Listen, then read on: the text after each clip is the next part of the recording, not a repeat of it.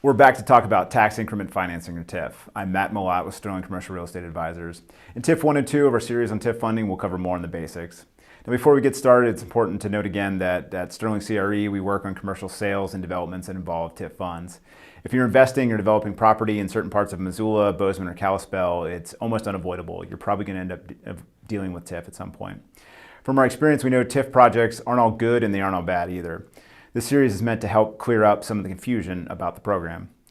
You've probably seen a chart like this when TIF is being discussed, but what does it actually mean? First, a normally taxed property evolves over time. Usually as property owners invest and maintain property and their neighbors do the same, property values tend to rise. That equals more taxes being paid to the city, as you can see here. But in an area identified as a TIF district, values may be stagnating. These areas have declined so far that quality private development to rebuild the area usually doesn't pencil out for a builder. If blight continues to plague the area, the city loses tax revenue due to falling property values. And blight tends to spread to surrounding areas as well. By making TIF funds available to developers to pay for infrastructure items and demolition, improvements can be made to a given area that increase property values. As a result, it will often spur additional development and create a domino effect of improved properties. When the local governing body adopts a TIF district, it also simultaneously freezes the value of the properties in that district. The city or county will continue to collect taxes from that value for a period of time, generally 20 to 30 years. This is called the frozen value. As development occurs in the district, property values increase above the frozen amount. This is what is known as the incremental value, so that's the money that goes into the TIF fund. Incremental value will continue to rise over time as the properties appreciate and as more development occurs in the district thanks to the new availability of infrastructure.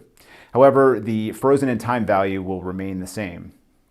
Now at some point, typically again in 20 to 30 years, the TIF district will expire, and at that time the frozen value and incremental value will merge and become the new taxable value of the property, with no money being redirected back to the TIF district.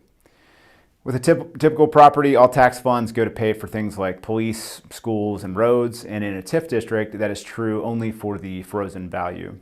But the taxes paid on the incremental value will go back into a specific TIF fund to invest into the district. As property value increases, so will the revenue paid into the TIF district. When the TIF district expires, taxes will be paid on the full property value. That's the frozen plus the then current incremental value.